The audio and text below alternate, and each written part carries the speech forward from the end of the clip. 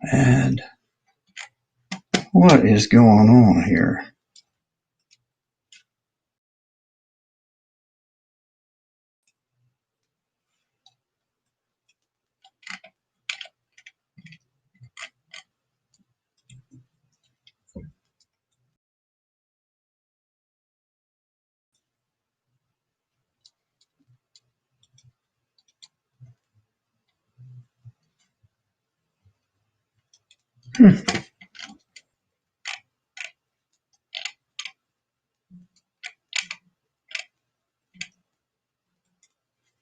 Hey, hey, hey. That was a long promo there. This is Mark Gassert. We are live. Mark's Message, Peachtree Corners, Georgia, the peachiest place on the planet. Very glad to be here this evening. We have a very distinguished guest with us. Ben Gay the third. But you know I'm going to do this, everybody. Before I get started, I'm going to give my shout outs to all the virtual brothers and sisters out there, the live streamers, the streamers. You know who you are. Live streaming, Grow Live Academy. And then with that, we have our emerging sales winners, the diehards, and the Megamind. And with that, let me give you a bio. I am so amped that I have the privilege and honor to talk to a living legend here. Ben Gay III has been called a living legend in the sales world because after 50 plus years in professional sailing, he has been the numero uno salesperson in every organization in which he's worked.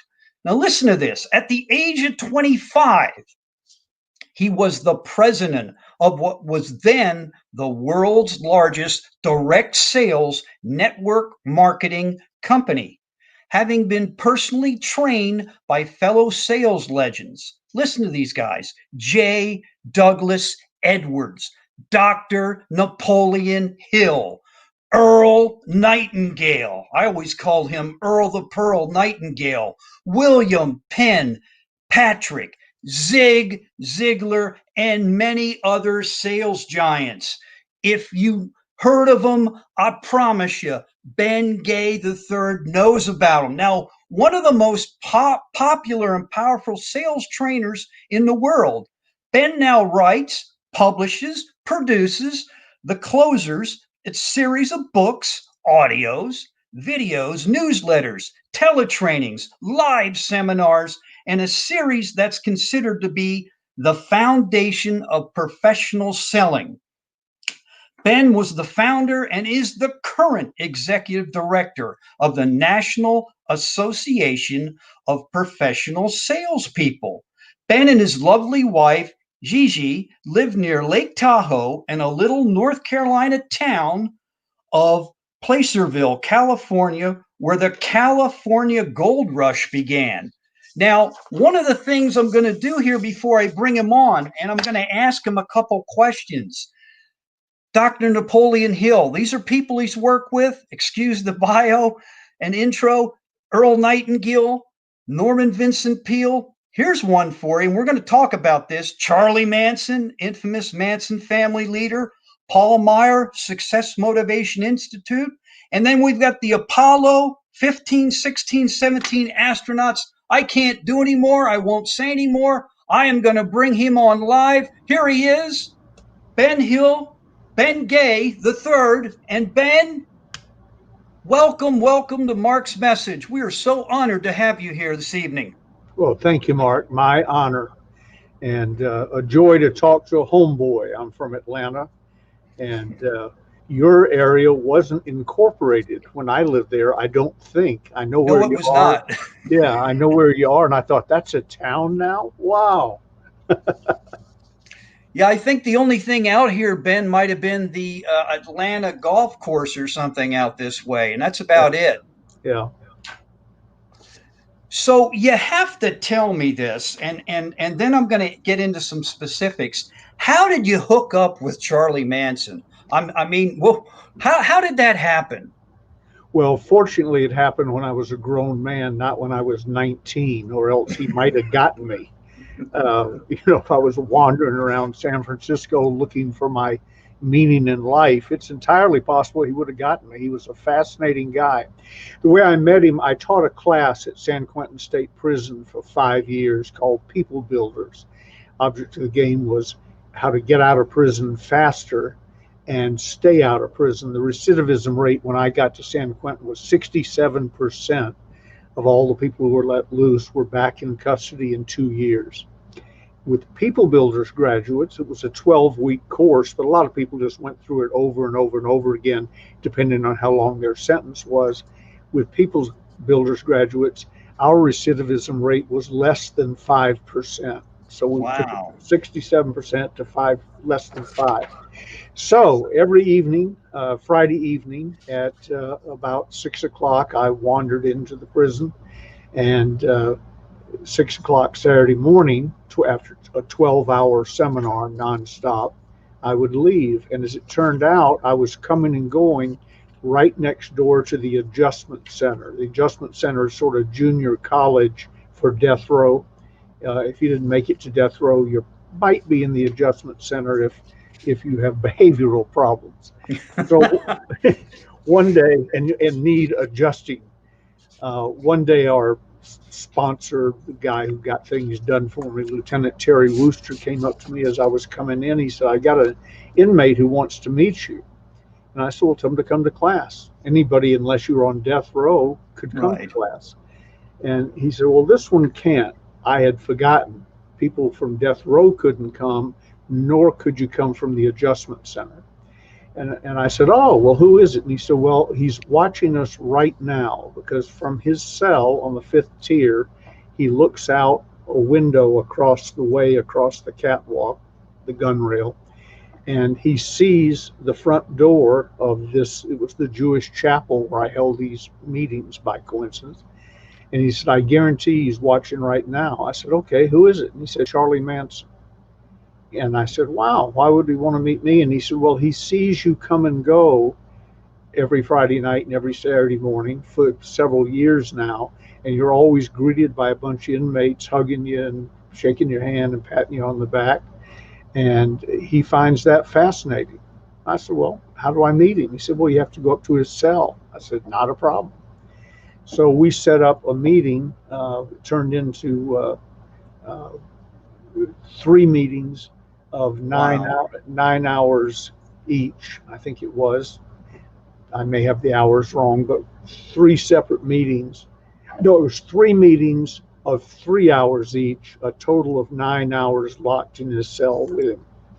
And so I walked in. A couple of funny things about him. He looked like you pictured him. He had the swastika cut in his forehead, and Hmm. long hair. And look, Geraldo Rivera has made a career out of talking about interviewing Charlie Manson. Well, Charlie was crazy, but for Geraldo and a lot of the television people, he would do his crazy act.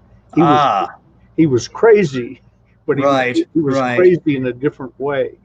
At first, right. I hadn't been with him 10 minutes when I heard some keys coming down the walk outside. And keys, if a guard lets you hear his keys, he wants you to know he's coming. They're not looking for confrontations every few minutes. If he's trying to sneak up on you, he holds his keys. Gotcha. So I heard the keys coming down the walk, and Charlie said, excuse me 1 second." And as the guard got right in front of his cell, Charlie ran over and went, "Booga, booga, booga, booga, booga," and did the crazy stuff. And the guard said, "Hello, Charlie," without even looking at him, just kept going. So Charlie came back over and sat back down in the bunk, and he said, "They just love that." Well, I later found out that was not his crazy problem. His crazy problem was much more evil than that. Wow. Funny thing, I walked in a two bunk cell, metal slats, basically, Hmm. and the top one was his bookshelf. It was a two-man cell, but nobody wanted to be with Charlie. Oh, wow. And I'm sure the prison didn't want to risk it either. So he used that as a bookshelf, and he slept on the lower bunk. On the Wow. bookshelf were some clothing and a few odds and ends and some fan mail, oddly enough. But one book the only book in his cell. Every time I visited with him, and he said it was the only book he'd ever have, it's his Bible. It was called How to Win Friends and Influence People by My good, Dale Carnegie. my goodness, really? Yeah, he said, Ben, I could not have built the Manson family without it. That is tremendous. That's a tremendous story. Yeah. What was it like then, moving on here, Ben, to work with Apollo 15, 16, 17 astronauts? Could you just shed some light on that? That kind of intrigued me. What was that like? And how Well, did you get to do that? well, they didn't ask me for any space information. I'm a high school graduate, barely. I had a young lady who worked for me uh, in Holiday Magic Cosmetics, the big MLM that I ran. She was what we called a holiday girl, like an Avon lady. Yes. And she and I struck up a great friendship. Well, she was the wife of the launch test supervisor of the manned space program, Jim Harrington. And so they invited me down to the Cape to watch the launch of Apollo 14, Alan Shepard's flight. Yes. And I went down and saw it, sat in the VIP stands with the Supreme Court, and it was really sort of breathtaking. Met a gentleman who was born a slave.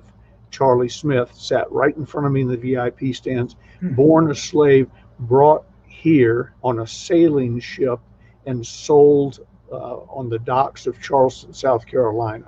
Really? Yeah, at age 12, he thought. He didn't know how old he was, but he thought. So I got a slave here, the Supreme Court behind me, and I'm watching Apollo 14 take off. The night before, however, the Harringtons threw a party at their house and invited me, and I met the launch crew, not every single human, but the launch crews and the ground crews and the astronauts of Apollo 15, 16, 17, the next three shots to come after Alan's shot. So I went, and after I got there, I discovered that I was the guest of honor. I went with, I had everything but my autograph book. Wow. Start getting signatures. Well, it turns out the astronaut, I did some stuff for NASA to help them with better marketing, but on a personal level, the astronauts aren't going to be astronauts forever. They have to have a career, and their pension may or may not be their desire in life. I mean, they may want better things. They came to meet me to find out how I became a young millionaire. And so the tables sort of got turned, and Jim Irwin, commander, he's gone now, he passed away, commander of Apollo 15, right, announced in the living room to everyone, he said, I declare Ben Gay to be our attitude coach. You're to work with us, and so on. And I thought if there was ever a crowd on Earth that didn't need attitudes, they had a lot of ego. A good friend of mine, Danny Cox, most of them were fighter pilots in those days. Now they're doctors and scientists, and then they teach them how to fly. But back then it was still the jet jockeys. And Danny told me one time, he said, do you know how you can tell if there's a jet pilot in a room with you? And I said, no, Danny, how? And he said, they will tell you. And so that was giving Apollo 15, 16, 17 people, jet jockeys primarily, attitude lessons was sort of interesting. But they needed attitude lessons for when it was over. There was 100 astronauts on flight status when I was there, and most of them would never get a ride. And the majority that got a ride got one. Wow. And John Young and a few other people got 4 or 5 or whatever. But it was a lot of sitting around waiting, a lot of training. And so they were looking at the future. So that's what I was helpful with them with. And I helped Dr. Miles Ross and Dr. Davis, the head of NASA at the time, do some marketing with the astronauts who weren't doing anything. We got them out talking to schools and colleges and sort of. Oh, really? Yeah. I said, most people think, it's a waste. Why are we spending all this money going to the moon? What do we get out of it? Well, what we got out of it was, if you have a heart attack tonight, God forbid, Mark, you'll be treated in the ambulance like you were in the hospital before you got there. That's NASA. Right. That's tremendous. If you have a digital watch, that's NASA. If you have the computing power in the control room for the entire Apollo program was less power than you and I have on the computers we're talking on right now. So what I got them to do was go out and tell people what they were getting out of it. They had no idea all the they knew about Teflon, interesting, but so what? To tell them what the benefits were of giving money to NASA. It's never equaled even 1% of the national budget. Wow. That's awesome. And I do have to ask you, I could just sit here and listen to your stories all day. I mean, but I got to start you out in your career. So evidently, Ben, a lot of people don't know this. Your father was a salesman.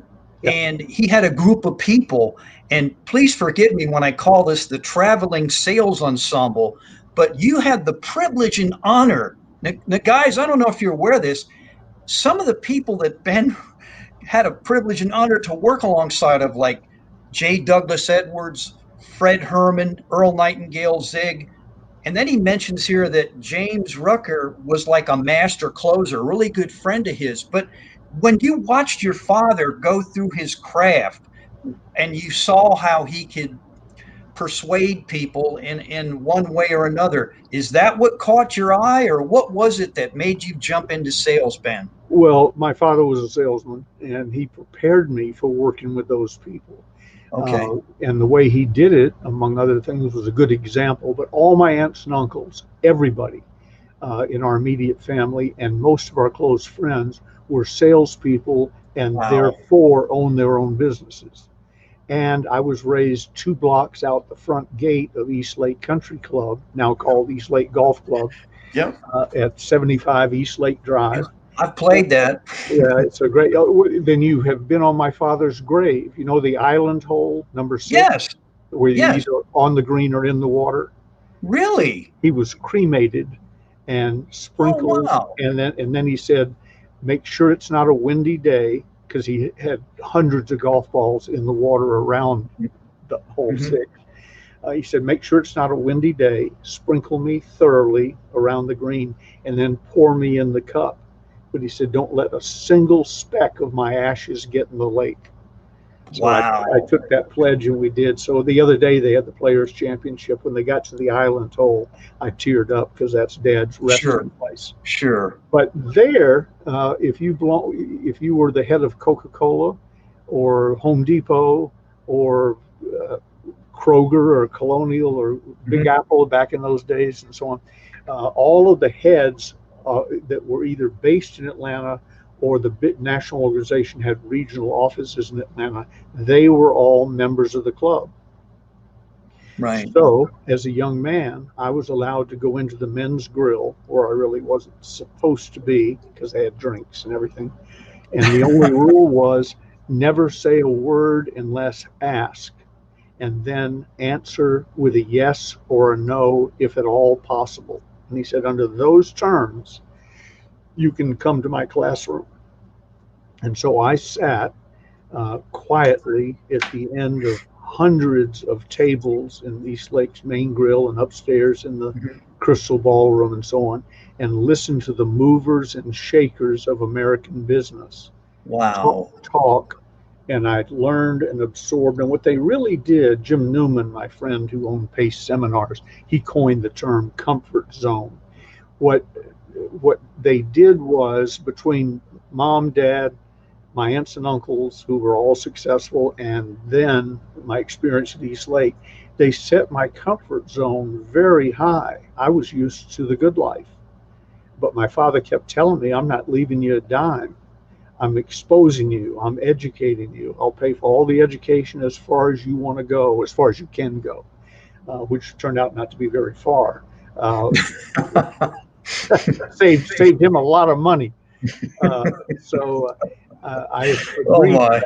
But what I did was I listened, and I mentally took notes, and frequently when we got out in the car, I then wrote them down. Mhm. And so I grew up, and then when I got married and moved out, I moved out with clothes on my back, basically, into a little apartment at the Ponce, right across from the Georgian Terrace Hotel and the Fox Theater. Oh my goodness. Yeah, the apartment was $75 a month. I think it was 70. It was Uh, less than Ben, 100. you can't get that now. They won't even let you in the front door down there with 75 bucks. Yeah, I know. It was too. We came very close to buying a condo there a year or so ago, and because I wanted to go back to the Ponce in style this time. We lived like church mice the first time. But when I walked into that little apartment, $75 a month, let's say, and looked around, and all I had for furniture was my half of the bachelor furniture that Jimmy Rucker and I had in our bachelor pad. And I looked around and I thought, there's something wrong with this picture. I had, except in a movie about hillbillies, I had never been in a room that sparse. We didn't have a kitchen. We had a hot plate and we washed our dishes in the bathtub. And I looked around and I thought, there's something wrong with this picture. This isn't what I'm So, supposed to, this isn't the way Ben Gay lives. right. So rather quickly, September 15th, 1965, I started an aggressive look to change that. I answered an ad, the Atlanta Journal-Constitution. It said, if you know anything about marketing plans, want to make more money, dial this number. I didn't know what a marketing plan was, but I needed more money desperately. So I went into a payphone booth. Some of you younger people won't know what that is, but in an aluminum box that had a phone in it. And when you Mhm. call from a payphone in a booth, it sounds like you're calling from inside a garbage can.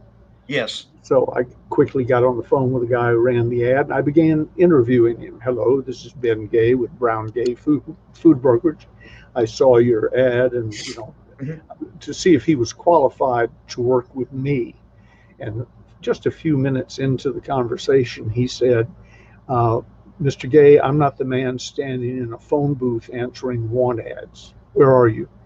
And I told him Wow. right where Peachtree and West Peachtree fork. Right. And I said, told him where I was outside of a Colonial grocery store. Mhm. And he said, well, I'm at 1447 West Peachtree Street, Suite 300. Be standing in front of my desk in 10 minutes or never dial this number again. He hung up on me. Right. Just at that moment, Wow. Jimmy Rucker came around. I jumped in the car like Batman and Robin. I said, quit 1447 West Peachtree Street. He said, where are we going? I said, we're going to get rich. And I thought we would, because anybody who spend the money to run an ad and then hang up on the people who called, I think I had something going. And walked in, introduced myself, got there with about a minute to spare. And I said to the lady, my name's Ben Gay, and fine. And I turned around, there was a curly headed guy sitting there, and he said, your name is Ben Gay? And I said, yeah. And he started laughing. I'm Oh used, my. I'm used to that. Right. And I said, yeah, don't rub it in. And, all the Oh yeah. Ben Gay jokes. I Right. said, what's your name? He'd answered the same ad I'd answered. I said, what's your name? He said, Zig Ziglar. I said, with a name like Zig Ziglar, you're laughing at Ben Gay? You got to be kidding me. So Really? we became buddies, went in. Jimmy Rucker and I went in. Zig was with us. It turned out it wasn't an interview, it was an opportunity meeting for three people. And Wow. we both joined the business, and Zig took off pretty quick. He started making money rather rapidly. I didn't want to learn the scripts because I was Ben Gay and I'd always gotten by on a handshake and a joke and whatever. And 6 months went by, we hadn't made a penny. And the guy Was who, that your aha moment back then? I yeah, like, what would you say? yeah, it was Did, because money was being made all around me, and we weren't making money because I hadn't learned the recruiting script. They wouldn't trust me to give the meeting, of course. That was a Mhm. 47-minute script. And I didn't know the closing script. So we walked into the Georgian Terrace Hotel one night. Bill Dempsey, our sponsor, called me over. He said, Ben, I don't want you to come to the meetings anymore. I said, what? That wasn't really an option because I'd sold Rutgers' car for $2,500 to put the Wow. downstroke on the business, then got a friend to get a second on his house. We had $5,000 in 1965 dollars. That's about 40, 50,000 today, Sure. and had no way of paying it back unless we made money.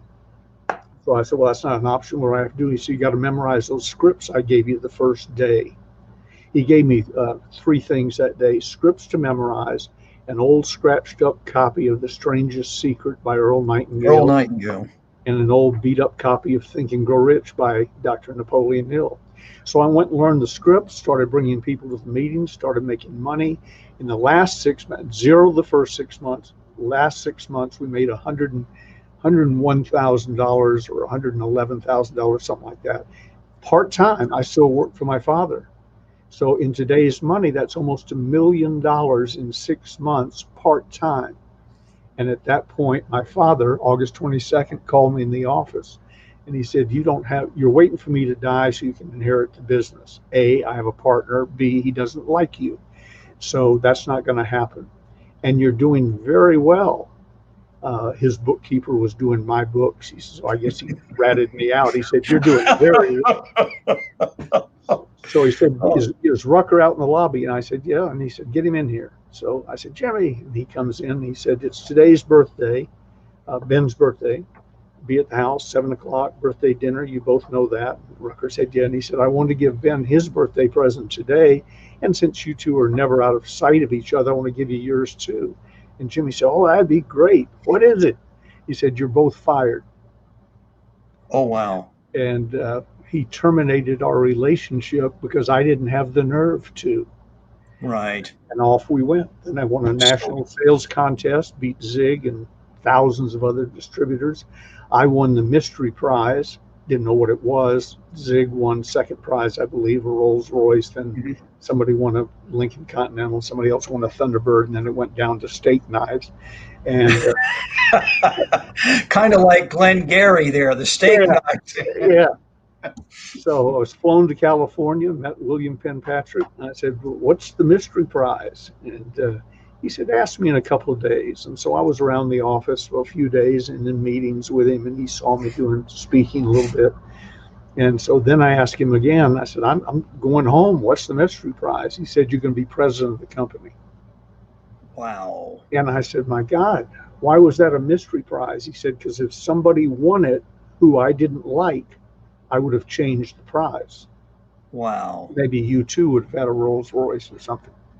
So I became president of the company, and not only, and it's only by luck that I answered an ad.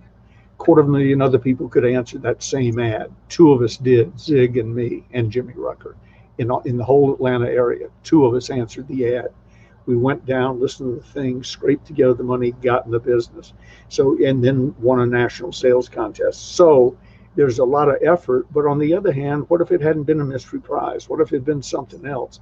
So now I'm president of the Go-Go organization in direct selling. If you were anybody in direct selling, you want to be in that company. And therefore, I hired Earl Nightingale to be the voice of the company.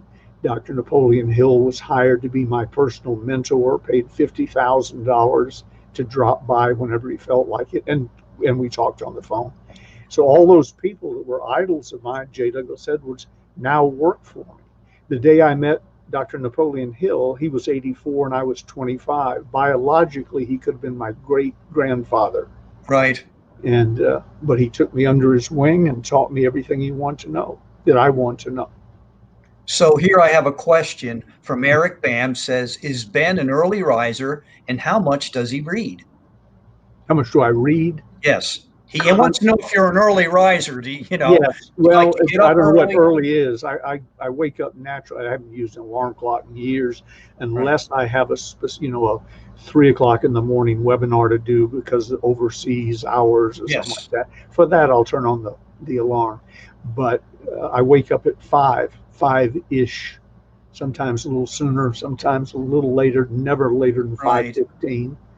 We feed neighborhood stray cats.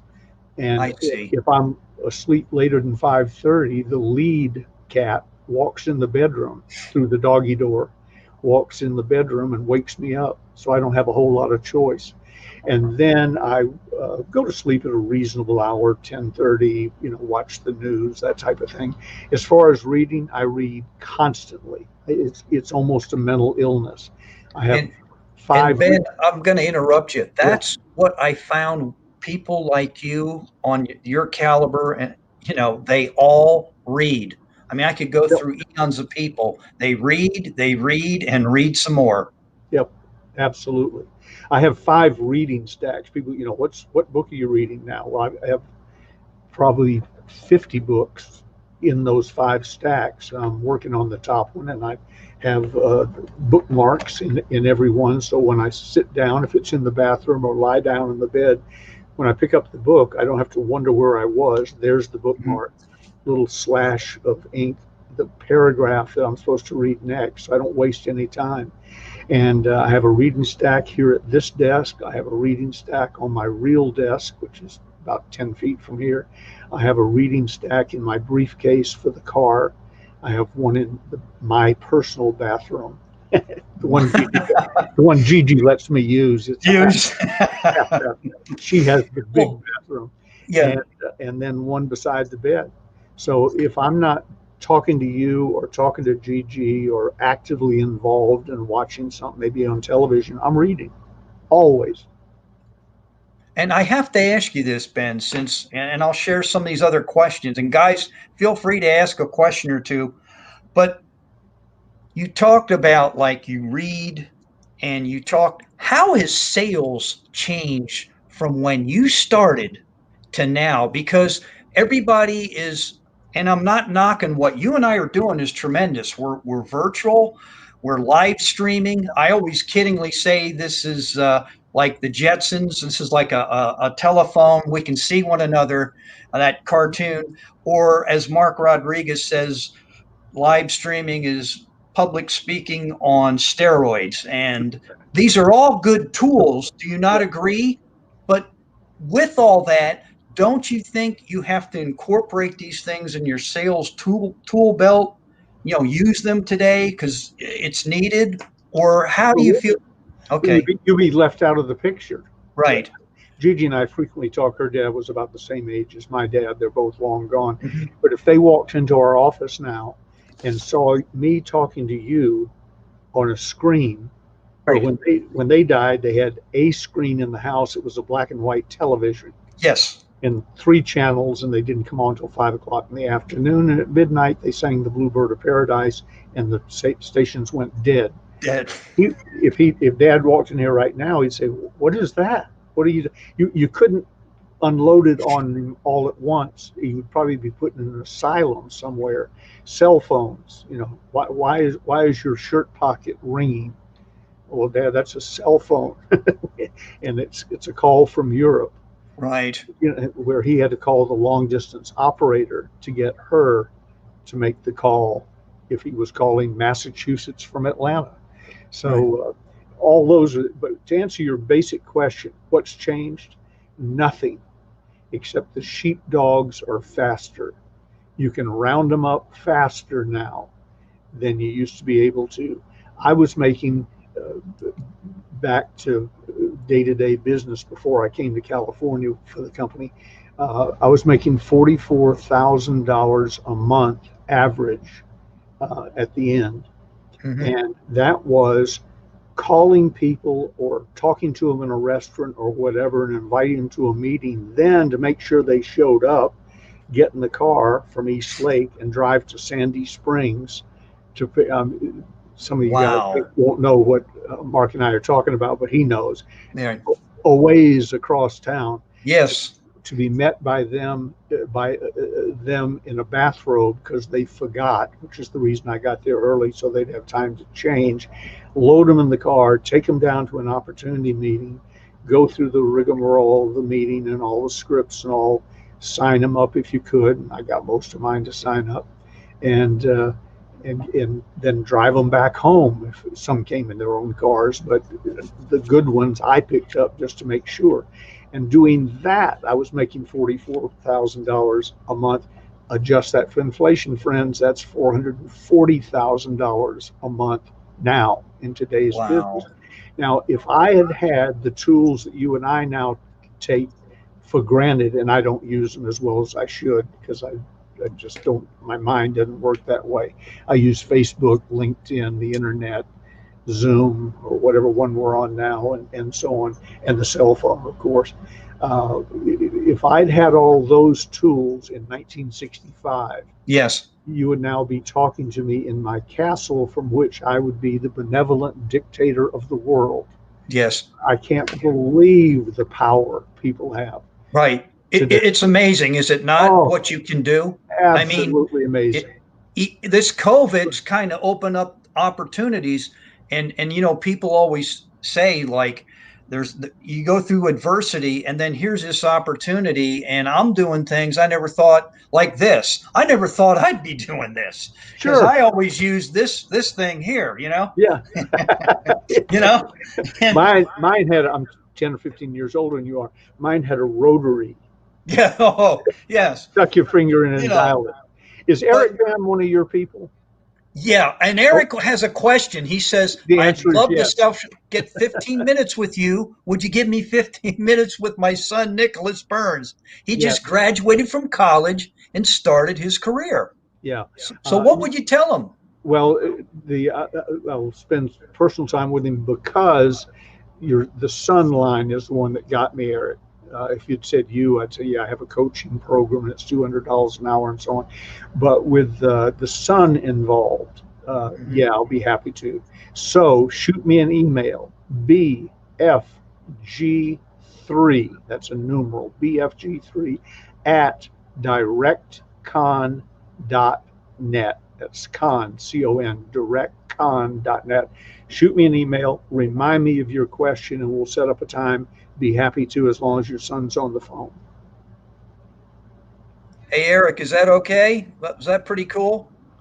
And Ben, I just got to keep asking these questions. So when you watch these people, like, what was it? How good was Zig back then? Like, here you are, kind of equals. I want to say adversaries, but you're competing more or less. Yeah, And friendly competitors. what was that like? And then you got your buddy Jimmy Rucker, who's like the master blaster closer. By the way, he's Eric Bam, and there you go, bam, bam, bam, bam, bam. He improves to what you told him. So good deal, Eric. What was that like to be with? I mean, these are like heavy hitting dudes, and it's scary to think, if you would be here today, what you do to salespeople. You'd annihilate them. I mean, the knowledge and the tool. I still sell, keep in mind. No, I If know I'm you not doing do. one of these, I sell from early in the morning to late at night. I just love talking to people, and I prefer talking to people where I can make some money doing it, and that's called selling. And and back to the original question, selling hasn't changed. The Yankee peddler on horseback talking to the villagers knew that what the villagers want to know was, what's in it for me. That's what they want to know Yeah, now at lightning speed all over the world. I can right. tap my phone or tap my computer keyboard and reach tens of thousands of people with a message. It would have taken me the rest of my life driving around trying to do that. Anyway, how it was to work with them, I'd like to give you something that would sound more exciting, but rather than build a legend, let me tell you the dead truth. Zig and I, and Earl and I, and Dr. Hill and I were, Dr. Hill to a lesser degree because he was older, and as I said, he was 84 when I met him. So Right. he wasn't out willing to dig ditches anymore. But the rest of us were just trying to make a living.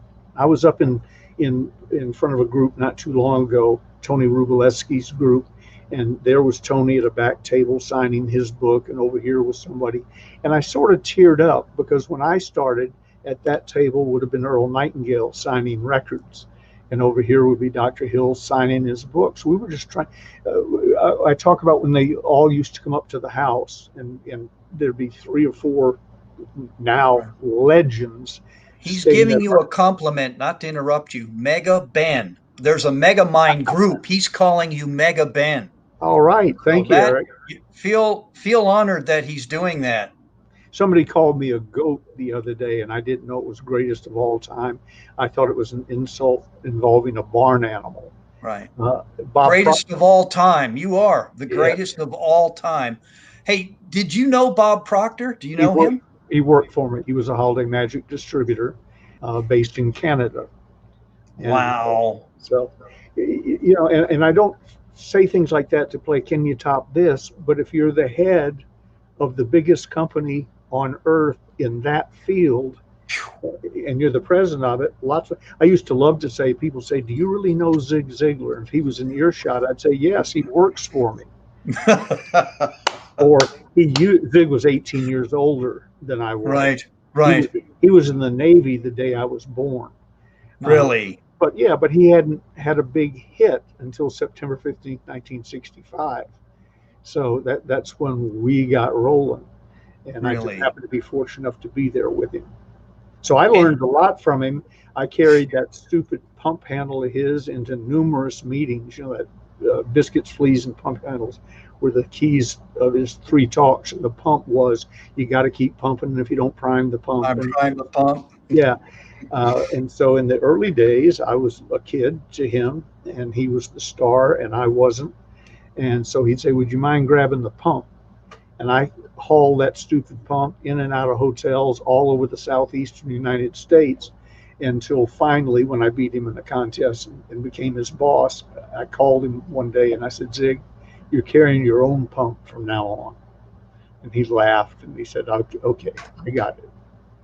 But we were just, people would say, Dr. Hill and Earl and J. Douglas Edwards were all at your house. What was that like? And I'm thinking, we weren't sitting around in a circle on the floor in white robes saying profound things. Yeah. What I really remember is my dad was raised in pool halls, and I had a big game room bar area. Oh, wow. So I kept up what little he taught me. All I remember about Earl and Zig and that crowd was none of them could shoot pool. I used to play client pool, where you try and lose, like on a golf course, where you try and lose. Well, if I'd waited for Earl or Dr. Hill to win a game, we'd still be in Marin County in that game room playing. There was no way to be bad enough to throw it. Here's another compliment. Mark, you should have Ben on every week. You know what? I should steal you like for Mark's message and share tips. You're right, Eric.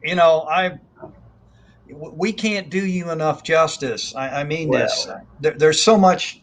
I'm just a regular guy, a high school graduate who got lucky and then decided to get good. And which leads me, since this gentleman here, Napoleon Hill, and that's how you and I kind of met through that organization, virtual. And that's what's unique about all this virtual stuff. And, when I said, that's not Ben Gay, is it? You gave me a thumbs up because I showed him my old $2.95 Think and Grow Rich book. It's it looks something like, and everybody can have a good laugh. I know Ben's got one. I know. There it is. That's mine. And his is mine. Yeah, there's his. Can I have that autograph? That's the autograph copy, isn't it? Yeah. Oh my goodness. But interesting. This book is addressed, personalized to Ms. Grace Dixon. And I've been in the business long enough to know how it ended. It's 75 years old.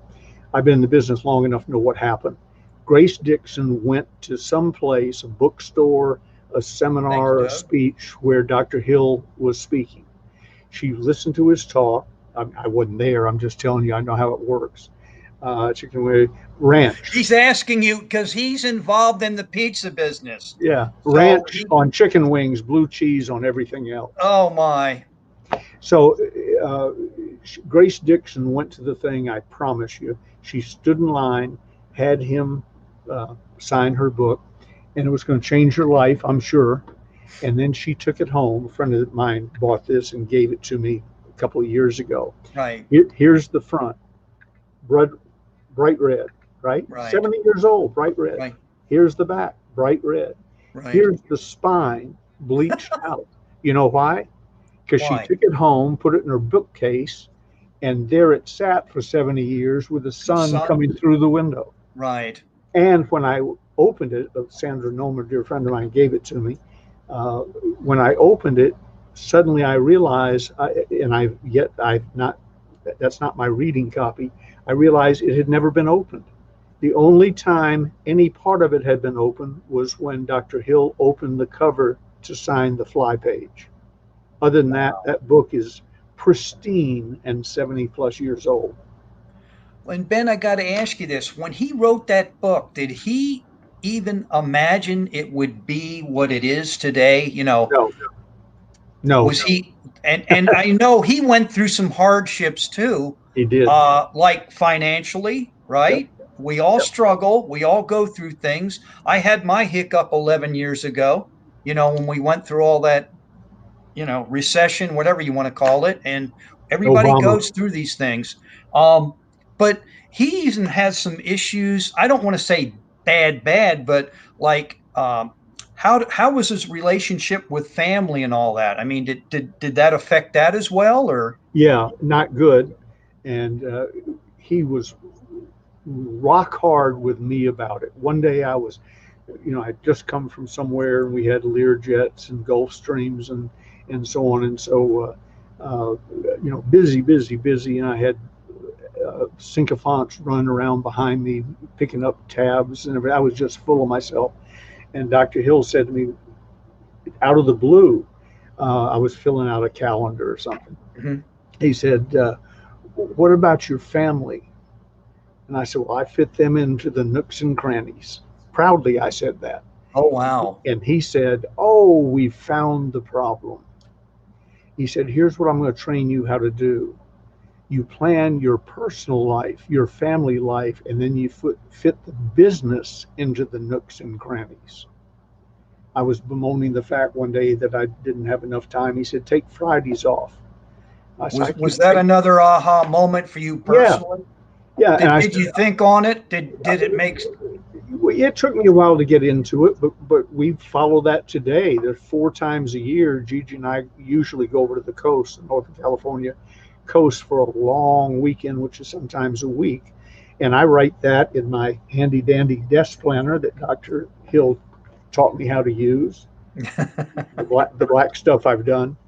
And I write it in, and then you call me up and tell me that there's a seminar with 80,000 cheering people who are going to pay me $100 a head each to watch them. And I flip through my calendar, and if Mendocino or Big Sur or one of the other places we love to go is written in the calendar, I can't do it. It's done. Those were Right. blocked. I just got my brand new 2021, and tomorrow I'll be blocking out 4 long weekends and date night and so on. Everything else I can make fit into what's left. I was started to say I was bemoaning the fact that I was working too hard or something. I don't know. It's not my nature to complain, but he was paid to listen to me. Whatever I wanted to say to him, he was paid a lot of money to listen Right. to me. And he said, take Fridays off. I said, I can't take Fridays off. He said, sure you can. He said, you've heard that old saying that the work expands to fit the time allowed. He said, well, let me Right. tell you something. It contracts to fit the time allowed. Everything you do, you could do in 4 days a week instead of 5 or 7, which is what I was really working. He said, you could probably do it in 3. He said, Really? but you've let the work expand to fit the time allowed, and I'm telling you, it works the other way. So I don't do it now because I work at a different pace than I used Hmm. to.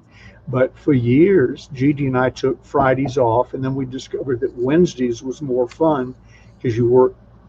I'm always available to work, but you work Monday and Tuesday, you got a weekend, call Wednesday.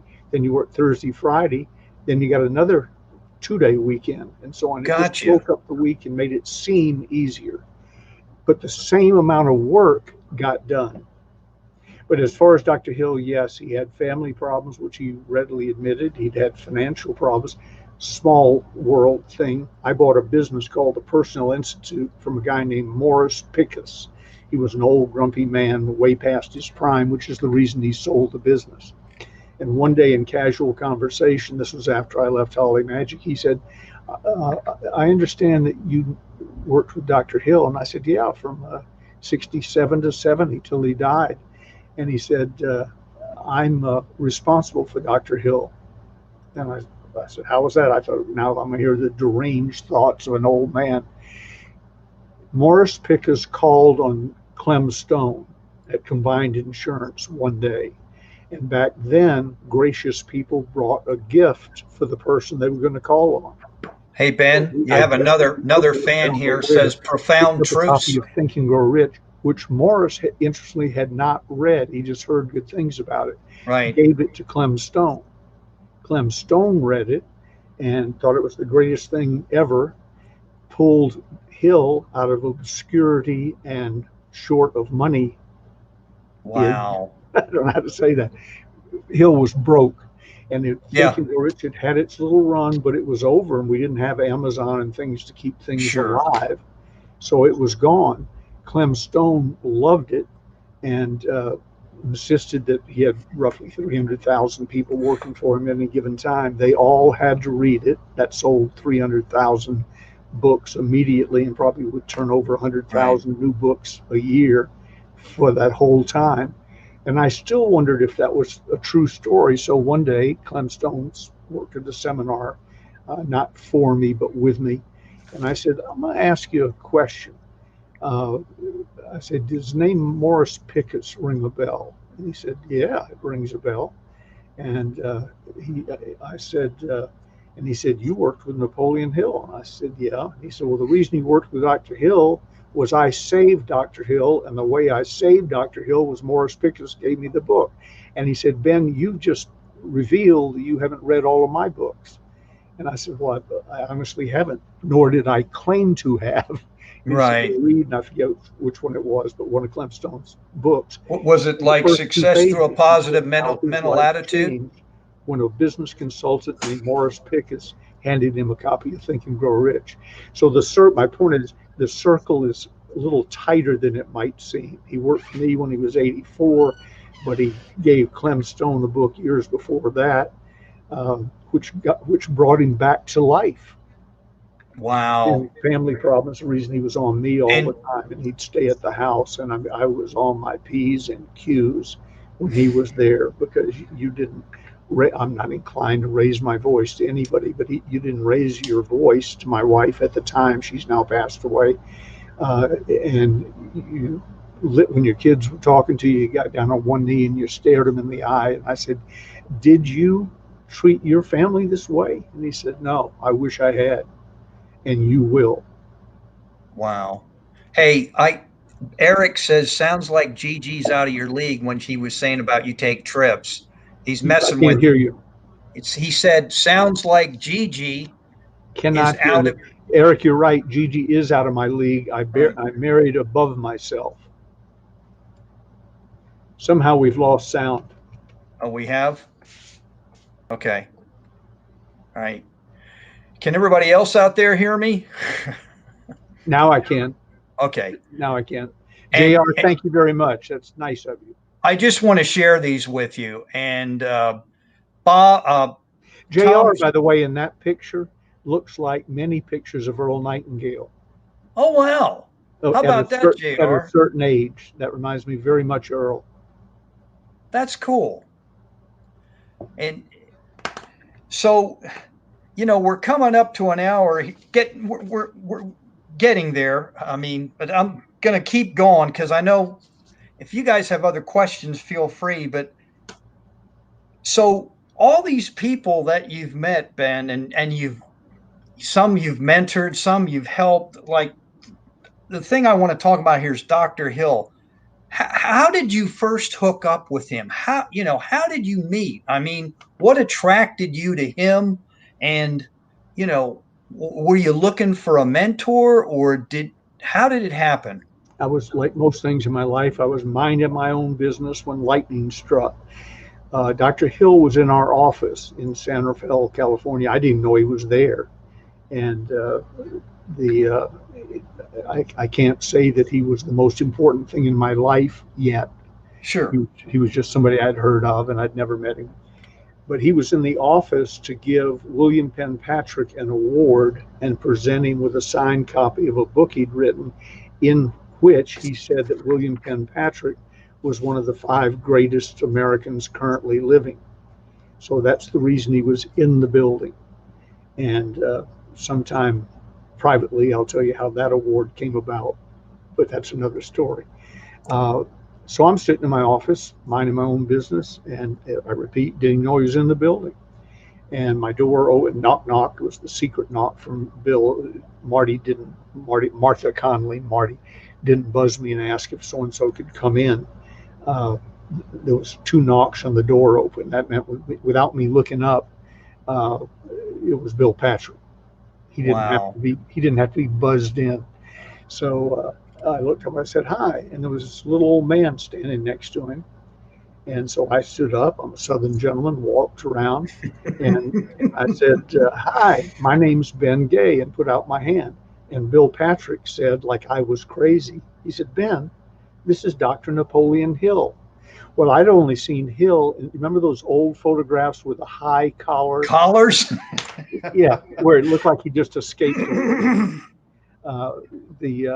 So I didn't recognize him.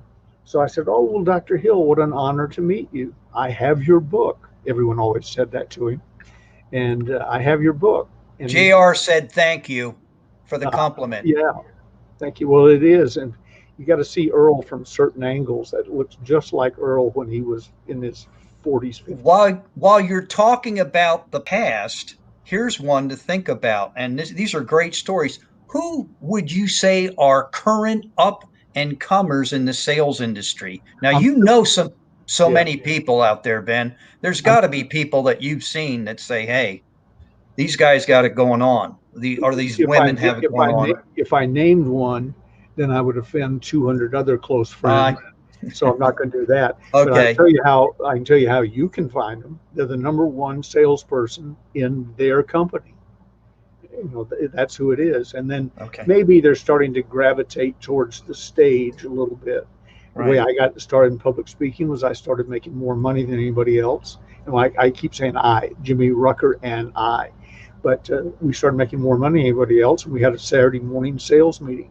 So more and more, Bill Dempsey started saying to me, Ben, why don't you tell them what you're doing now? You know, you're making money all week. Tell them how you did it. So I would get up in front of the room, and the answer to your question, Tom, can everybody see the questions when they pop up? Yeah, they see them fine, Ben. Okay. Yeah. I know. How do you deal with fear? You do it. In fact, I was about to speak to that in this regard. Fear, the #1 psychological fear, according to most psychologists, ahead of death by fire, is speaking in public. So when Dempsey said the first time, go up and tell them what you've been doing, I said, me up front? I mean, it was probably 20 people in the room. I almost passed out. But then Did you really? Oh, yeah. I was terrified. See, I can't picture that listening to you speak. I mean, well, I've been at it 55 years now at a professional level. After a while, you sort of get good, or at least used to it. And my wife's a Southerner, true Southerner. When you said Yankee Peddler on the horse, I mean, I've heard her say that to me. So I'm just wondering. She also familiar with the term carpetbagger. Yes. which we don't say lovingly when we're in the South. Here's a little secret. Don't tell anybody. I was actually born in Massachusetts. So I tell people I was born a Yankee, but raised a Southerner by the grace of God. There you go. So, Okay. Horrible public speaking story that also overcoming fear. I was introduced, the first big crowd I ever talked to, 5,000 people in the Grand Ballroom of the Park Sheraton Hotel. I've talked to 15, 20,000 numerous times since then. That's easier than 20 for me, by the way, because 15,000 people is like an oil painting. It's just a colored blur. You're not hoping that the guy in the second row likes you.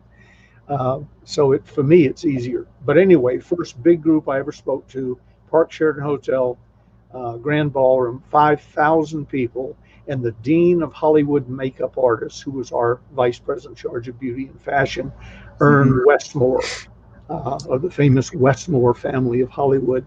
He and I met at lunch, and he's popping little pills like they were M&Ms. I said, what is that? It was nitroglycerin tablets. Oh, my goodness. Yeah, no problem. And so anyway, he said, could I introduce you tonight? He said, I'm going on before you. Could I, rather than walk off, stop and introduce you? I said, I'd be honored, because I grew up watching him on Art Linkletter's show with my mother when he would do makeovers. And by the way, when I told her by phone that Ern Westmore was going to introduce me that night, she said, no, he's not. You know, it was like I was lying to my mother because I was not yet worthy of being in the same room with her, Westmore, never mind being introduced by. So Right. anyway, I'm standing there scared to death, considering turning around, slipping out the side door, going back up to my room and fly back to Atlanta. I was terrified. And but then I'm standing on the step going up to the stage, and Ern starts his introduction on me, and they swing one of the pin lights over on me. Oh, So now, wow. so now I can't Too sneak out. late. Too late Wait, now. yeah, You're I'd in. gone 10 seconds earlier, I'd have been gone. And he goes on, and that I had lunch today with a guy, and I'm confident he's be one of the leaders of the company. I was not yet the president, and so on. Ladies and gentlemen, here he is, Benjamin Franklin Gay the Third. And as soon as the D in third came out of his mouth, he dropped dead on stage like he'd No, been he didn't. yeah, like he'd been Wow. shot with an elephant gun. I don't mean like fainted. I knew he was dead instantly, and so did everybody else in the Wow. room.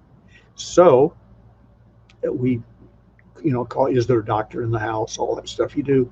Then the ambulance came, and they loaded it up in a litter, and they're wheeling him across the stage. And I'm thinking, oh, I'm next. What do you do? And so I said, here's the only, this came to me spontaneously. I said, ladies and gentlemen, I had the honor of having lunch with Ern Westmore today.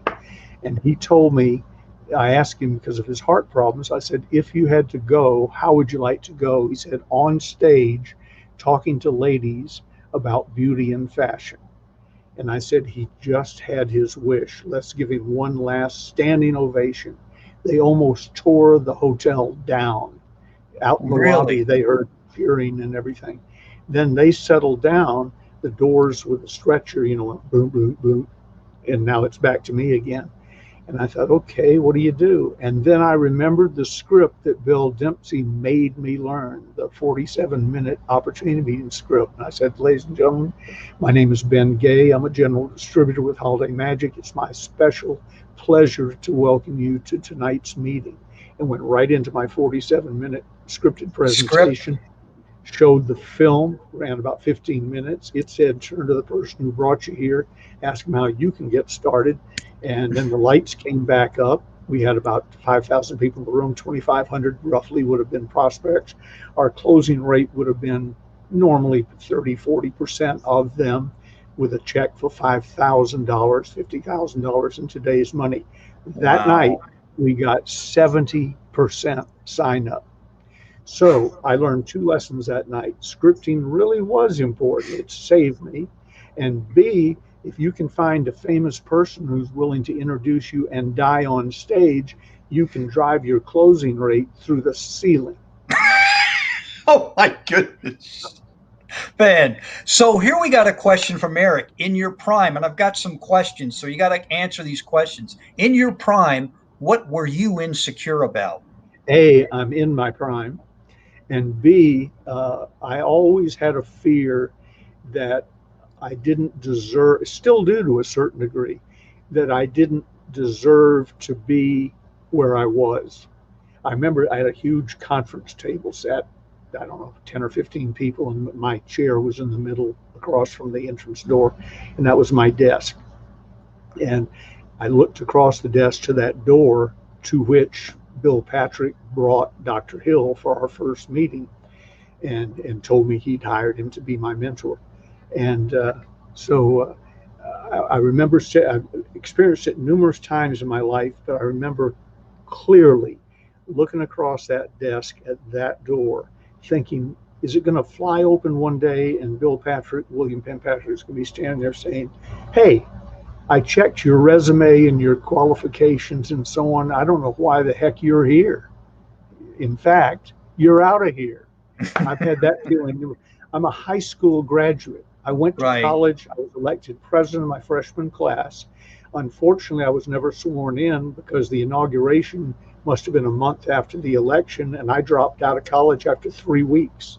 Oh, wow. So that little "I don't deserve to be here" thing uh, Kind of. has always been sort of with me.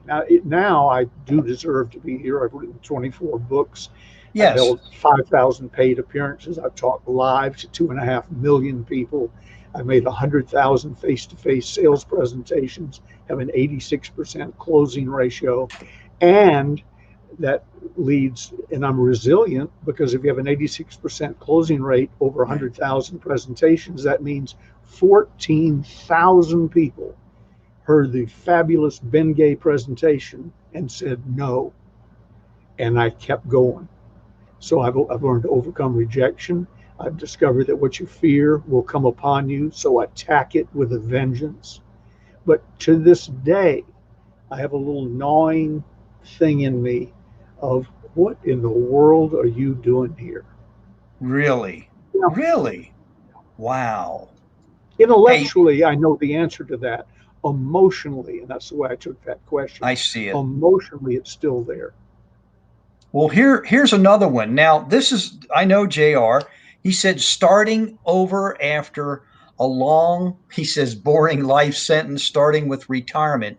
Any advice for someone reigniting, glowing, of a distant inferno in my belly? So, what advice would you give JR on the QT here? Well, assuming you were ever successful in your life, and I know you were, you wouldn't be here investing time and money and whatever to learn even more. So I intuitively know a little bit about your background, even though I don't. Uh, you've been successful in the past, so do it again. And it's the subject isn't as far away as you might think. Bill Patrick and I had a falling out. I had lots of money. They were paying me lots of money to stay home and not start a rival company. Right, Uh, right. so check arrived once a month. I was doing fine. So I retired at age 30. Oh Biggest my, mistake I ever made in my life. really? Because it gave me the devil idle hands. I forget how that saying Yes, goes, but yes. I got involved in things I probably shouldn't have gotten involved in. Not ethical issues. I just got involved in side issues. I formed a church because I believe the churches were being unfairly benefited, not their sanctuary, but Yankee Stadium and some of the things they owned. I thought should be taxed like everybody else. So I formed a church, Hilltop House Church, appointed myself archbishop and started a mail order ministry, not unlike Kirby Hensley's Universal Life Church, and ordained 40,000 ministers for Hilltop House Wow. Church. But one day I came into the house, and my secretary had a little wing there that she worked in, and she held up a copy of the local newspaper, the Independent Journal, Marin County, and there on the cover was my Head and Shoulders publicity picture. I thought, that's interesting. I haven't done anything worthy of that. And next to it, a picture of a black Labrador retriever, Head and Shoulders also. And I thought, well, if I get a chance, I'll read the dog story, but I want to read what they're writing about me. And I started reading. It turned out the dog story and my story were one. The dog was named Sadie Thurber. She was the dog of Charles Thurber of the Better Business Bureau.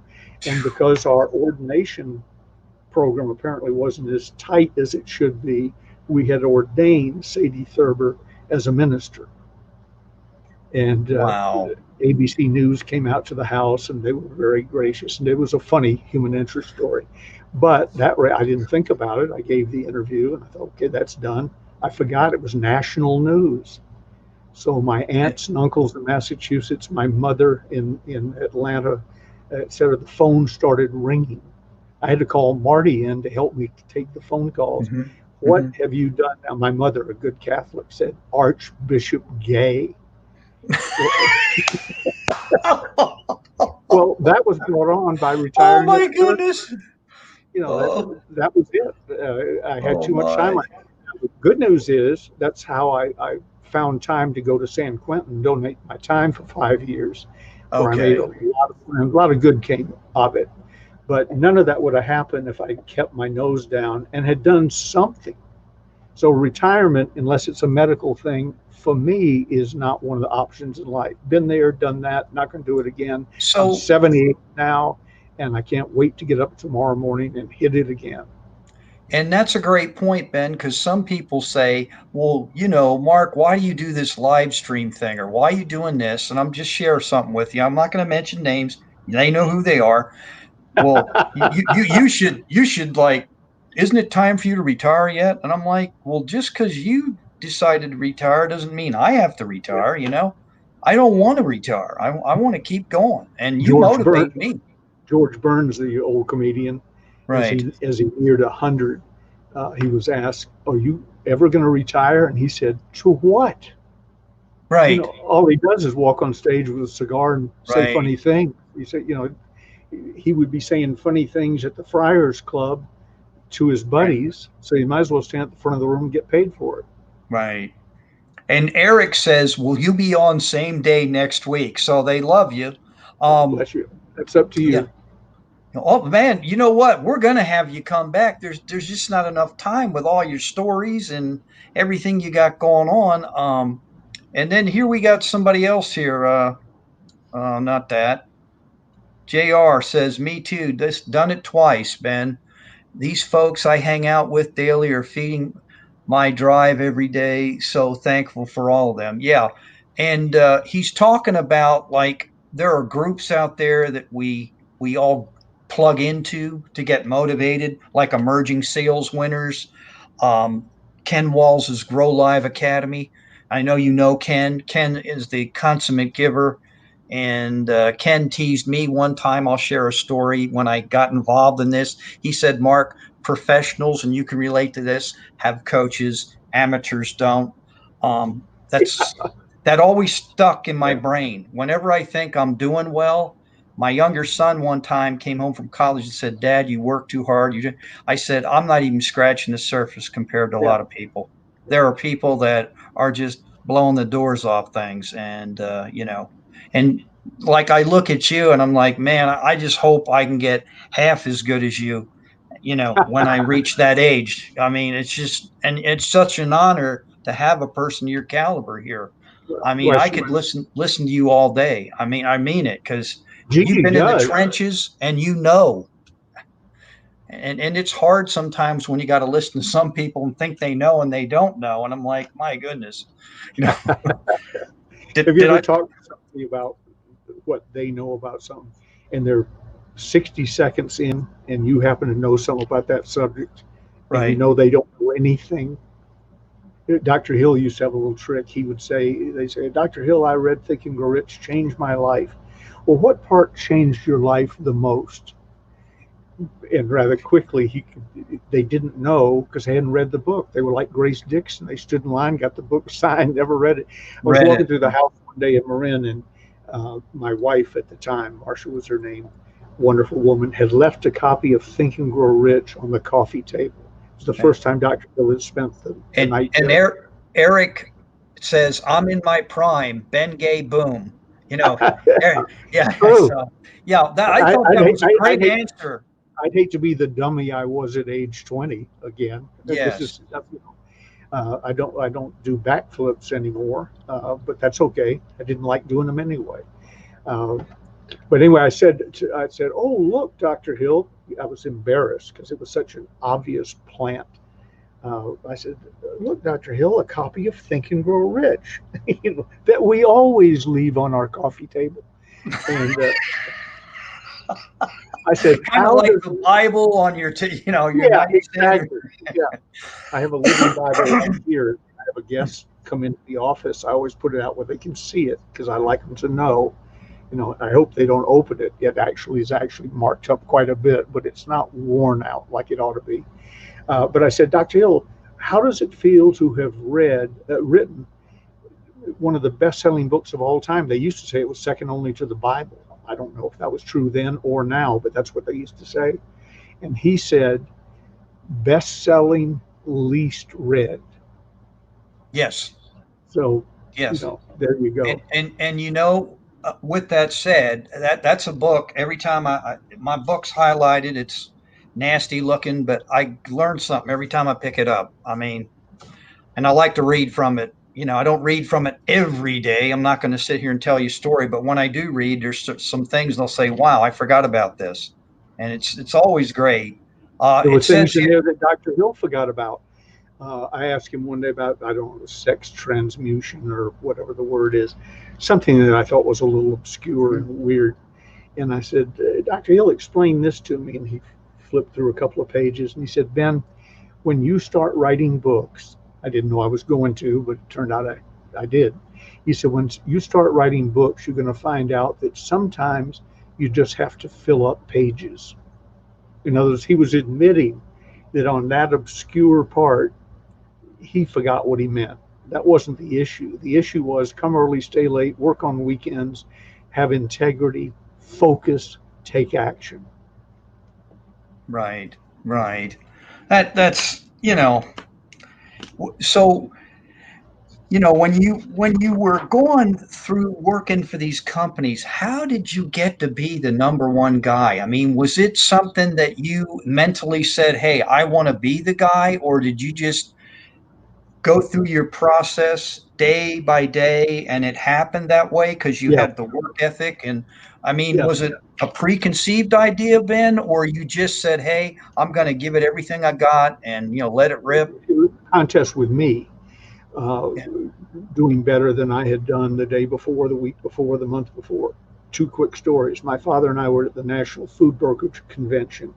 We were in the suite of one of his accounts. I don't know who it was, Jesse Jewell, Tutman, one of the big accounts, Hunt's Ketchup or whatever.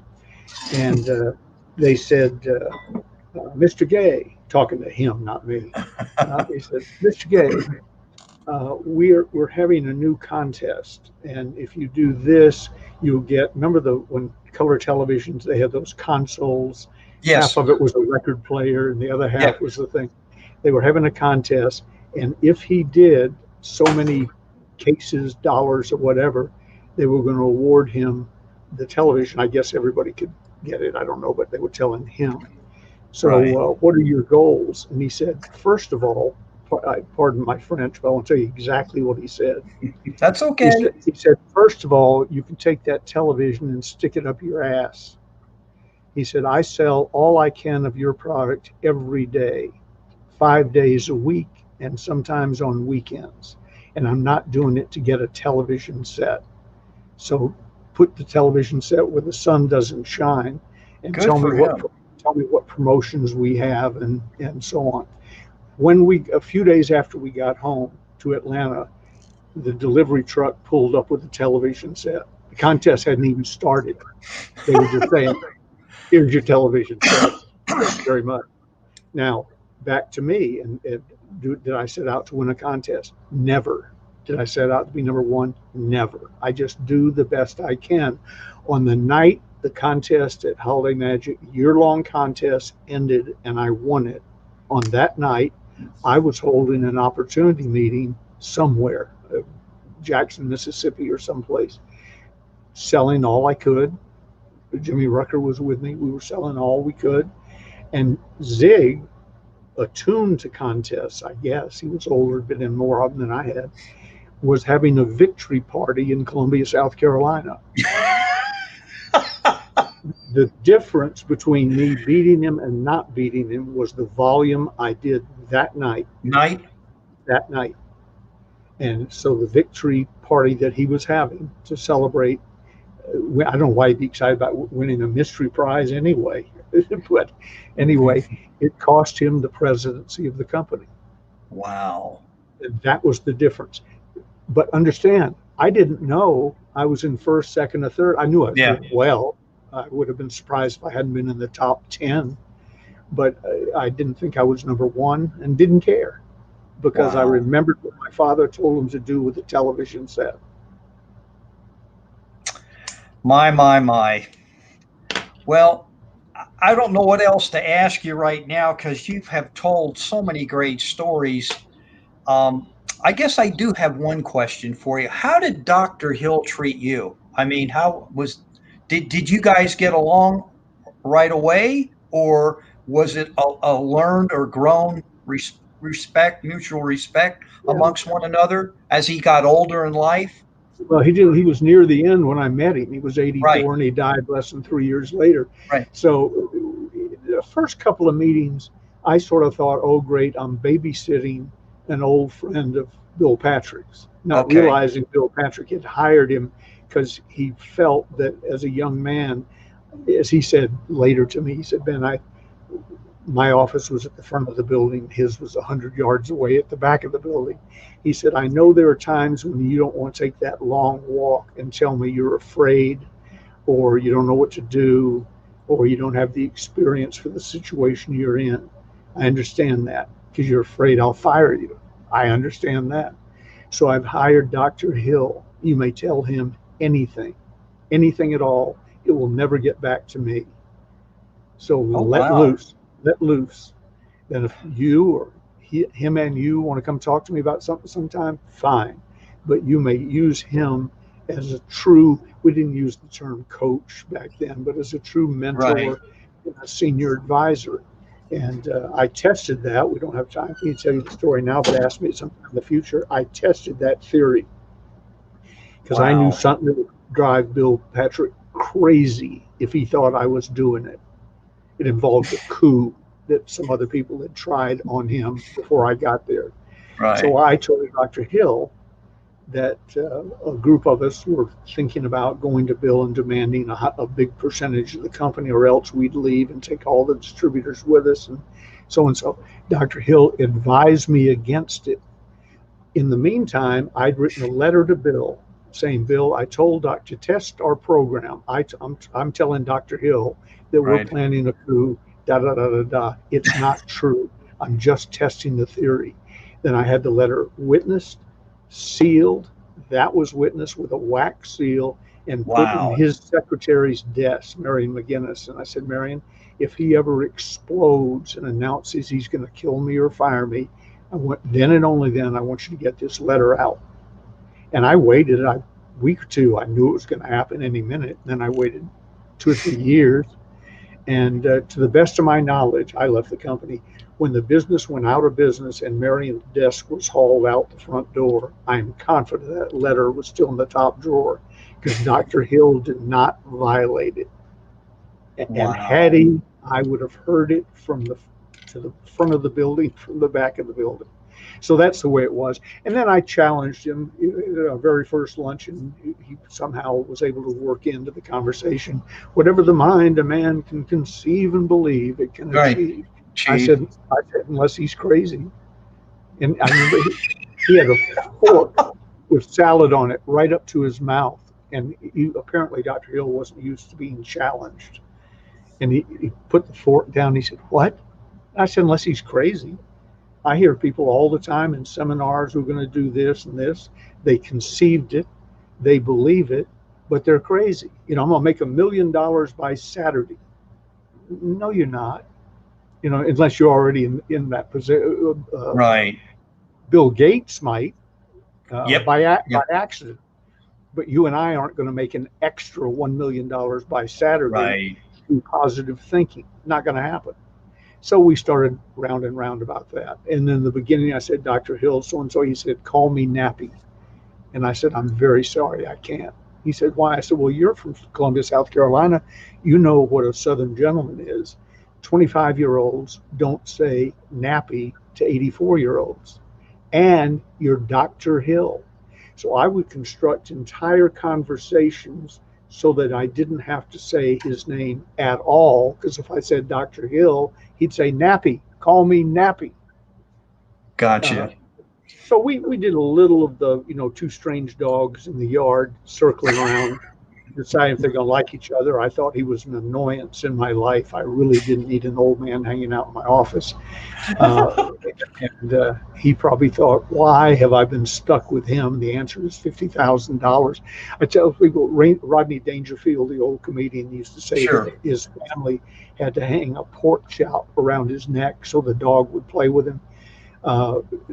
Bill Patrick tied a $50,000 check around my neck so Dr. Hill would associate with me. But we grew to love each other. In our house, at a 5 or 6 bedroom house, there was one bedroom that occasionally other people slept in, but the house had to be totally full before it was used because that was Dr. Hill's room, his bedroom. There was That's a chair. incredible. chair at the end of my conference table. There had to be standing room only before anybody would sit there, even with him back on the East Coast. That was Dr. Hill's chair. And my fondest memory of him, I have more profound ones, but my fondest memory, I got up at 2 or 3 in the morning one day, came down the big circular staircase to go into the kitchen for some reason, and there was Dr. Hill at 3 o'clock in the morning in a bathrobe stealing ice cream out of the freezer. That excites me. Now that makes it. Yeah. Robert says here, living without regret, without shame, guilt free. It is a wonderful way to live. Do you feel that way, Ben? I mean, I have do you some have any regrets. regrets about anything? Yeah, as Sinatra said, regrets. I have a few.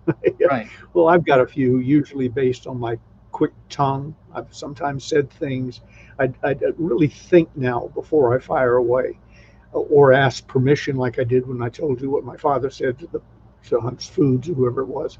Uh, You were such a Southern gentleman, I got to say. yeah, well, you think things through, and it used to be rapid fire, everything. So I've got a few regrets here and there.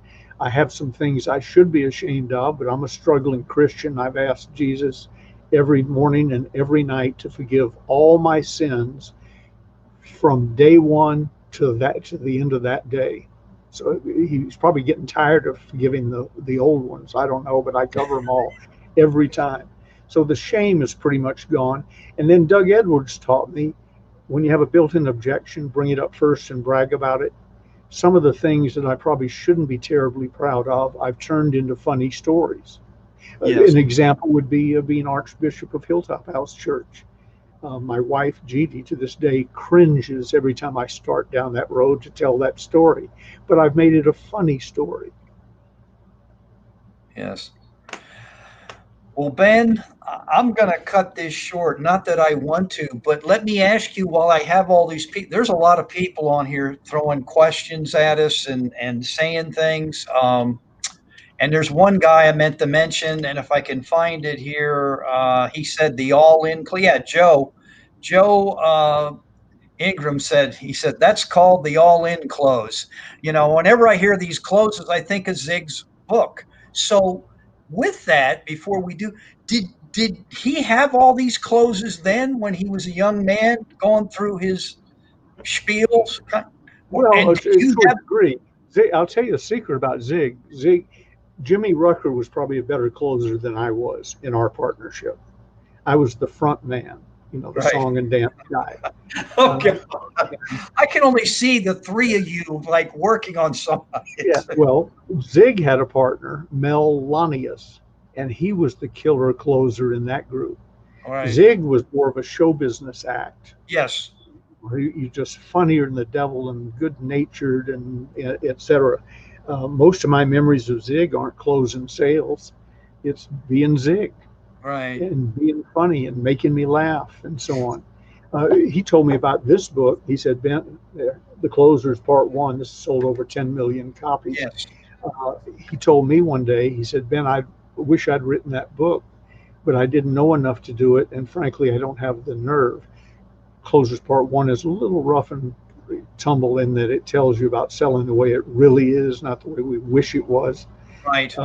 And Zig's stuff tended to be a little puffier. But he was just, I can't say enough good things about Zig, but I don't make people things that they weren't. J. Douglas Edwards, great on stage, as good a sales trainer as I've ever seen. Off stage, and I wrote a book for him, for his family, after he died, Sales Closing Power. Right. And that's some of the things I wanted to talk. You're a ghostwriter for people, and you do things, and a lot of people don't know, Ben, what you're doing out there. I mean, I was like reading this stuff. I'm like, I didn't even know you did half these things. I knew about your training, but you do so much. And that's if you don't have a lot of talent, you got to work with what you got. And I'm a good writer. I can write. And is this right if I share? Are you okay if I share this? People, if you want to get in touch, like, isn't it www.bfg3.com to get on your website? Yep. And if they're interested in getting the materials while they are currently featured for lower prices than I Oh, sell them at my wow. website, and with free pricing, free shipping Really? at at stores, stores dot ebay Okay.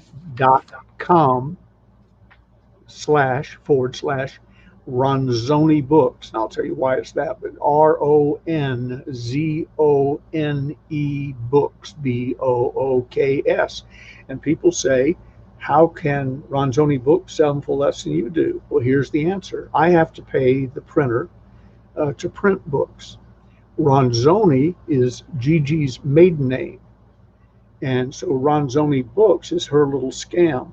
She goes into the warehouse and steals inventory. There's no other word for it. Steals inventory, sells it at that website, stores.ebay.com, at Oh my pricing that goodness. I just can't do. And then the reason she offers free shipping, she slips it into our shipping department, labeled and ready to go. But we put postage on it. And I keep saying to the guys, it's become a joke. Stop her. This is theft. And they'd say, no, Mr. Gay, you stop her. If she puts it in here, we're shipping it. Oh my goodness. So go to stores.ebay.com / Ronzoni Books. And uh, Okay. everything that I offer is there, all the books, uh, and so on.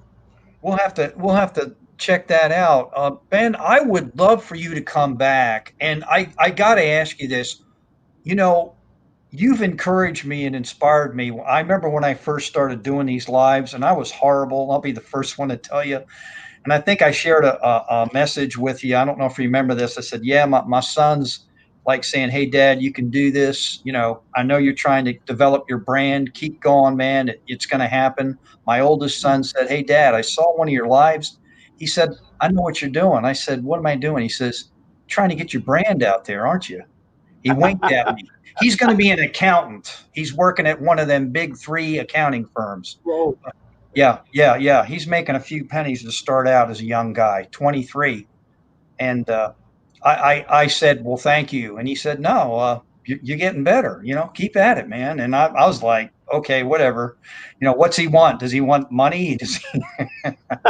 But I He's remember, proud of his father, is what he yeah, is. yeah. But I remember you saying, hey, keep at it. And, it's just like selling. Things are starting to happen for me. Uh, it's really kind of weird, and meeting people like you really, I can't thank you enough. And I know for the audience, you inspire us because there's Jeffrey Gitomer out there, there's Ken Walls out there, there's the Grant Cordons out there. I know they all get kind of crazy, but you know to me it's like Mr. Holland's Opus. You got you, and then there's, and like Zig's not around anymore, so who's going to pick up the ball and run with it? One day I was just like thinking about that, like, wow, I got to see Zig speak live, and I didn't think anything of it, but now that he's not around, and he was a good orator, he was a good Sure showman. was. He And to sure was. me, you are a showman. And when I say showman, I'm saying that affectionately because you don't do presentations. You perform for people, and Mhm. you give them what they Right. want. And Right. and I think that's in sales. You got to be a performer. You got to let that come through and have fun. I mean, Somebody told, I forget, one of the people we've talked about, it might have been Earl. Somebody said to me one day, we were talking about a real performer like Sammy Davis Jr. We were up at the lake, Lake Tahoe. We sure. were right up the road, and we were watching Sammy Davis Jr. And I said, I would give anything or whatever to have his talent. Little bitty guy, Sure. huge voice, sing, dance, whatever, overcame all sorts of obstacles. And I'd love to be in show business, but I don't have any talent. And he said, you're in show business. It was Earl. I can hear his voice now. Right. He said, then you're in show business. Public speaking is show business for ugly people. I said, well, thank you, Earl. Oh my goodness. Oh, we have to bring you back, and I'll have to get on your schedule again. We definitely need to bring you back in here because Love to. I want to talk. There's more questions. I didn't get through half of them, Ben, because I'm sitting here listening to you and I enjoyed it. And I've been on your website today. I was looking at our website and I was looking at your website. It's just kind of like, okay. Well, ours is out of date, to Right. be honest with you. I don't depend on it because of Gigi's has siphoned off the internet business over her thing, and I do mainly coaching and consulting and She's on. still stealing from you, right? Yeah, She, but and the books are written. I'm ghostwriting now, and we're adding to the closer series. If any of you guys are out there oh, interested wow, in that, really? yeah, I added the closers part 3 to the series with a co-author about a Now, year ago. oh, I don't cool. know why. And somebody said, why don't you do more of those? Like you're talking about, there's a lot of talent out there. So we recently sent out a thing to everybody on my list, and basically it says this: if you've ever dreamed of having your name on a best-selling series, we sold millions of books before you got here, you know, the closers. Then we're going to do sort of what Chicken Soup for the Soul did, Chicken Soup for the horse trainer, Chicken Soup for the Oh, wow. so and so. So it's going to be the closers. And I've got about 60 people now circling. Many of them aren't qualified. Some won't go through, but yeah, probably 10 of them will. The closers part 4, 5, 6, 7, each one aimed at a particular, financial advisors or real estate people or the service industry or what have you. So that's going to be a Right. big part of it. And I'm not going to write them. I'm going to write the forwards, but I got to proof them all Sure. because it's going to have my name on the cover. Sure. And so I got my reading cut out for the next several years, I suspect. You're like nonstop, sir. I mean, and I just hope I can keep going like you, you know. You're doing fine. And people are going to be saying, Mark, I actually heard Mark live. And a lot of the people listening to this, if they're not already experiencing it, it just comes with practice and talent. And don't give up. I've had lots of reasons to give up along the way, but I was too stupid to, so I kept plunging on. And then people forgot that I should have given up, Right. and now they become funny stories. Tremendous. Ben, I just want to say again on Mark's message, Peachtree Corners, Georgia, you're going to laugh at this, but it is the peachiest place on the planet, Peachtree Corners. And I'm honored to have, like you said, a Southern boy on here with me because I forgot about Atlanta. You know, what are your roots? I mean, you've done a few things in this state. Our, Um, our stables were out in Sandy Springs off yes, Johnson Ferry Road, right yes, near you. yes, absolutely. And I want you to come back. And like I said, I'll get in your calendar. We'll have to hook up. When I'm going to shut this down, just stay on. I want to talk to you a little bit. But guys, like I said, we had the man himself, the living legend. He's going to come back. I'll pick a time. We'll get him back on here. We're going to get some more questions, hear some more great stories. And with all that, I'm going to tell you, as always on Mark's message, everybody, be a leader, be a friend, be a service, always be a service. And Ben, thank you so much for being our guest tonight. And you're welcome anytime. Looking forward to what's now. We found out what's new. And when we get you back, what's next? You can tell us all the new things you're doing. Love to. Thank you. Okay. Thank you, everybody. Ben, don't go anywhere. And